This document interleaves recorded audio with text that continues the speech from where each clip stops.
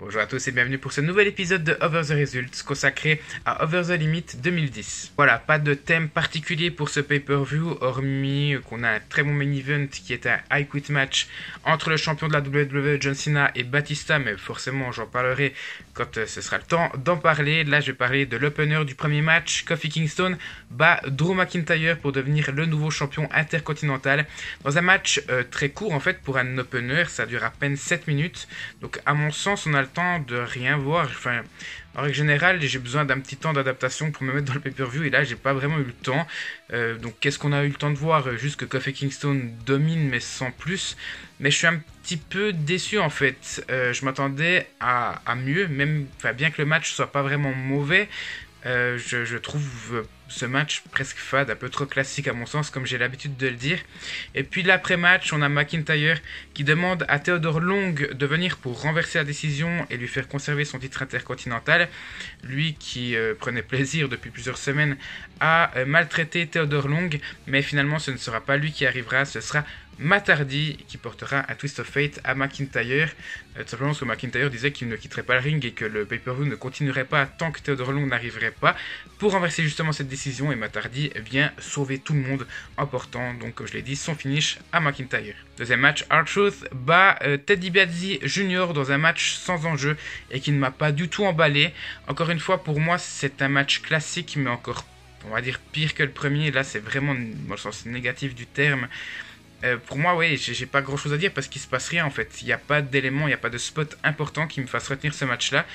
Mis à part que je me souvenais plus que Virgil, avec mon bon anglais, accompagnait Ted DiBiase Jr. Donc c'était le gars qui accompagnait justement le père de Ted DiBiase plusieurs années auparavant. Donc j'ai bien aimé en fait le symbole et le fait aussi que DiBiase se ramène avec le $1 million title qui est d'ailleurs, je pense, ma ceinture que je déteste le plus. Cette ceinture ne ressemble à rien, mais sinon au niveau du match il n'y a pas grand chose à dire, donc on va directement passer au suivant. Troisième match, Rey Mysterio bat CM Punk dans un bon match rempli d'intensité et de suspense. Donc il y avait une immense stipulation qui expliquait ce suspense. Donc si Rey Mysterio perdait, il devait rejoindre la Straight Edge Society, mais s'il gagnait, CM Punk devait se raser la tête. Du coup, forcément, vous l'avez vu et vous l'avez entendu, CM Punk a perdu ce match et doit donc se raser la tête. Mais on va d'abord revenir sur le match en lui-même, donc qui est très bien rythmé.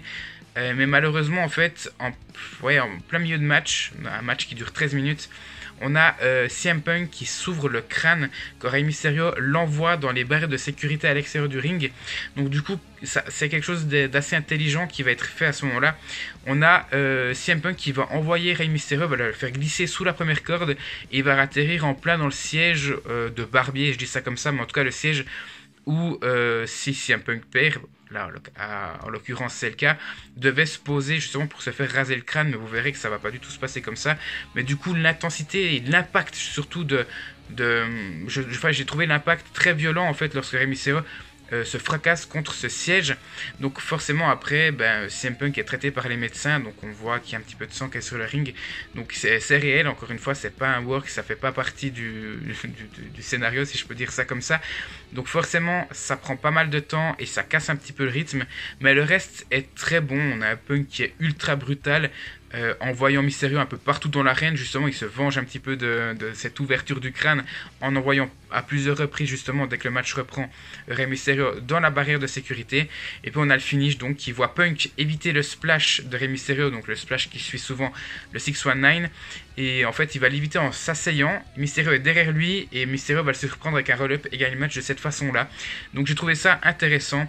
Et puis après le match on a la Straight Edge Society qui interviennent donc pour attaquer Rey Mysterio, pour l'empêcher justement de raser le crâne de CM Punk. Mais Kane intervient donc pour faire fuir la Straight Edge Society et va permettre à Rey Mysterio de prendre des menottes et d'attacher les deux bras de CM Punk sur la deuxième corde, donc il va être suspendu et c'est de cette manière qu'il arrivera à raser les cheveux de CM Punk, non sans mal. C'est vrai que à chaque fois qu'il y a un gars qui doit se faire raser les cheveux après une stipulation comme ça, il y a à chaque fois un problème avec le rasoir. Là il y a rasoir électrique, hein. Rey Mysterio a énormément de peine à raser le crâne de CM Punk, mais finalement il le fera.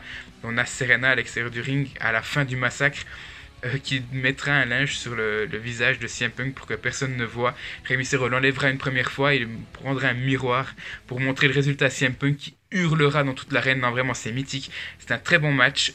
C'est juste dommage en fait qu'il y a le contre-rythme et le petit incident qui se passe en milieu de match qui descendra quand même pas mal la note de ce match là, mais ça reste très très bon. Mais je vous laisse le voir en fin de vidéo. Quatrième match, la Hart Dynasty bat Chris Jericho et le Miz ou Jerry Miz pour conserver leur titre par équipe unifiée dans un très bon match, bien énergique, bien rythmé avec 4 très bons catcheurs à mon sens. Donc là, il n'y a aucun problème. Et puis on a le finish, donc Miz qui frappera involontairement Jericho, donc il tombera à l'extérieur du ring. Et la Hart Dynasty n'aura qu'à enchaîner avec leur Hart Attack pour la victoire. C'est un match très sympa. Qui a une très bonne moyenne, mais encore une fois je vous laisse voir la fin de la vidéo pour savoir la note. Cinquième match, pas de vainqueur entre Randy Orton et Edge après que les deux se soient fait décompter à l'extérieur du ring. Donc c'était pas le finish qui était prévu, car en fait Orton, et là encore une fois c'est la faute à pas de chance dans ce pay-per-view, Orton se blesse à l'épaule en frappant par terre. Vous savez, quand il frappe par terre juste avant de porter son RKO, là il s'est luxé l'épaule, ou en tout cas je sais pas, mais il s'est vraiment fait mal et ça va vraiment péjorer sur tout le reste du match. D'ailleurs le match qui va être certainement raccourci après ça parce qu'il va se terminer juste après. Donc là en fait ce que j'ai trouvé intelligent, c'est qu'il y a une décision qui a été très très vite trouvée, donc qui a privilégié le double décompte à l'extérieur, mais en fait j'ai trouvé que ça a été très très rapide et en fait c'est intelligent parce que ça protège les deux hommes. On fait pas un tombé parce qu'il faut faire un tombé. Vous voyez, donc les deux, on va dire les deux crédibilités des deux, enfin la crédibilité plutôt des deux lutteurs sera protégée après cette décision. Mais en fait ce que je trouve bizarre, c'est que bon, on voit que Randy Orton est blessé, il se tient, il laisse son bras pendre, donc on voit vraiment que c'est une réelle blessure, surtout que Edge après, il y a un moment de flottement, même si c'est très bien fait et que la décision a été trouvée très rapidement, on voit qu'il y a un moment de flottement, Edge ne sait pas vraiment quoi faire, mais je trouve que les deux s'en sortent admirablement bien et je trouve que c'est leur côté professionnel qui prend le dessus et je trouve ça assez admirable de leur part. Mais là où je me pose une question, c'est qu'il me semble qu'Orton n'a pas loupé de pay-per-view et même de weeklies après ça. Donc est-ce que quelqu'un peut me dire s'il était réellement blessé ou est-ce que c'était juste, on va dire, une fausse crainte, enfin une crainte qui n'aura pas débouché sur une blessure grave, du coup tant mieux. Mais du coup si vous avez la réponse à ma question, n'hésitez pas à le mettre en commentaire. Maintenant concernant le match, je l'oublie pas, il n'a pas été exceptionnel, donc forcément ça va pas arranger la note de ce match là. Et malheureusement, je me suis fait cette petite réflexion comme quoi on n'aura jamais eu droit à un vrai match entre Orton et Edge post-période ratée d'RKO. Donc je trouve que c'est très dommage et rester sur un match comme ça, un match 1 contre 1, je le précise, ben, ça me laisse un petit goût amer pardon, et ça me déçoit un petit peu forcément. Sixième match, le Big Show bat Jack Swagger par disqualification. Donc Swagger conserve son titre poids lourd forcément, mais en quelques mots, vraiment je vais vous faire ce match en quelques mots. On a Swagger qui jauge la force du Big Show, il va quand même se faire défoncer pendant les 5 minutes du match. Qu'est-ce qu'il va faire? Il va voir qu'il peut rien faire contre le Big Show parce que force physique, Big Show est largement supérieur. Donc il va prendre sa ceinture et il va attaquer le Big Show. Disqualification. Indigne. Indigne. Pour moi c'est nul à chier et ça ne mérite pas d'être dans ce pay-per-view là. Et on a l'après-match où Swagger qui va continuer d'attaquer le Big Show. D'abord avec la ceinture dans un premier temps, puis il va prendre une chaise et s'acharner sur le Big Show. Mais le Big Show va réussir à contrer finalement un énième coup de chaise et il va le renverser en chokeslam et en WMD. Voilà, ça rattrape un peu la catastrophe qu'on a eue pour ce match là. Je pense que même à Raw on n'a pas un match de cette qualité là, donc vous verrez que j'ai mis vraiment une mauvaise note pour ce match là. Septième match, Eve bat Maryse pour conserver son titre des divas dans un bon match. Enfin un bon match des divas en 2010, ça fait plaisir, je trouve plus que correct d'ailleurs malgré le peu de temps qu'il aurait accordé, donc à peine 5 minutes. On a de la brutalité, des soumissions, un match sans botch, bref on a un match complet, donc forcément pas à la hauteur des Women's d'aujourd'hui, mais compte tenu de l'époque ça fait très très plaisir, donc je suis content. Et enfin, le main event que je vous ai un peu teasé en début de vidéo, John Cena bat Batista dans un I Quit match pour conserver son titre de la WWE. Et franchement, quel match exceptionnel. Il n'y a pas grand chose à dire, hein. Franchement, c'est un petit bijou pour clôturer ce show et cette belle rivalité. Maintenant, au niveau de la structure du match, déjà, on a un début qui est assez étonnant. On a Batista qui prend un micro et qui demande à Cena d'abandonner tout de suite. Il lui dit, je vais te fracasser la gueule, donc t'as meilleur temps de dire I quit maintenant.